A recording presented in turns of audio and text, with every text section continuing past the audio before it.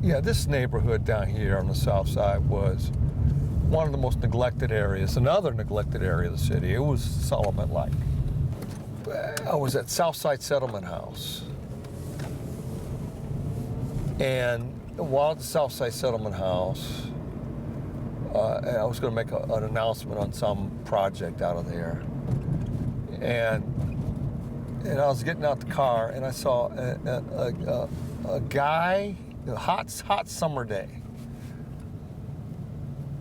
shirtless, with no shoes on, shorts, and his son,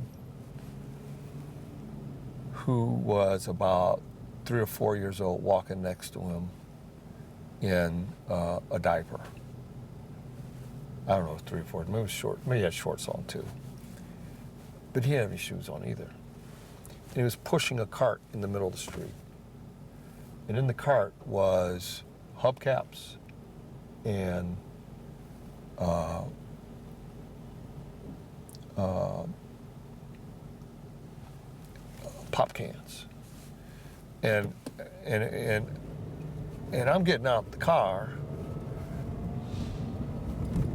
and I stop him. I said, "Hey, is there something I can do?"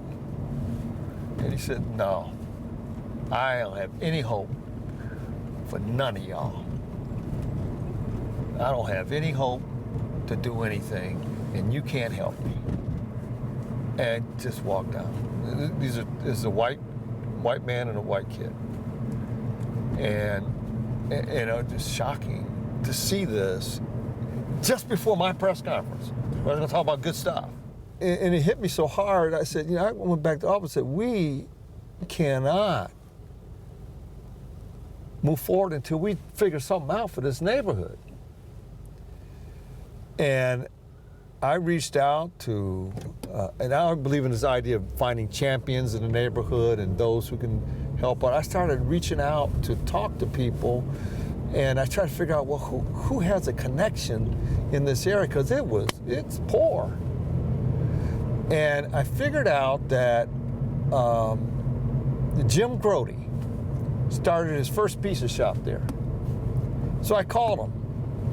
I said, "Jim, I really need you to think about this area, and I want you to be a champion for this area." And he said, "Oh, okay, all right." And so Janet Jackson took him around the area, because he hadn't been there in a long time, but it was his first pizza shop. And then I called the Kellys, and I called the Cranes, who had a manufacturing outfit down there, and I brought them together. I can't do this by myself. The city can't. You can't do these major lifts by yourself. And everybody said, "Okay, all right, what do you want to do?" I said, "I don't know, but let's start with Reeb Elementary School, because that's a good starting point. It's vacant." So I cut a deal with the school district.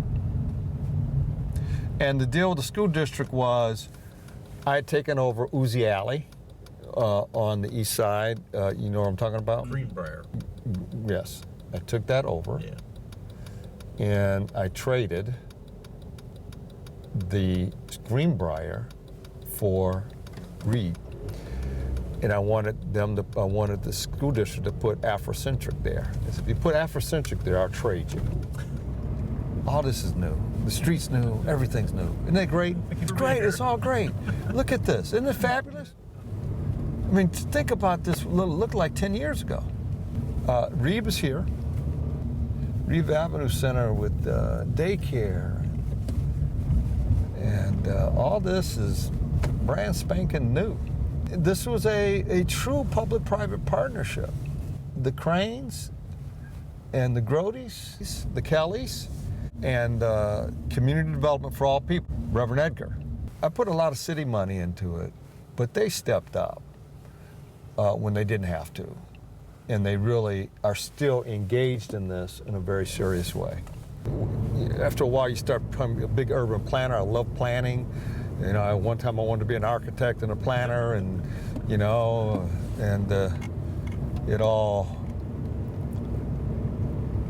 came together as mayor in that way. Yeah, I loved it. I loved the chess. You know, I didn't play checkers. I tried to play chess, moving pieces here and there, and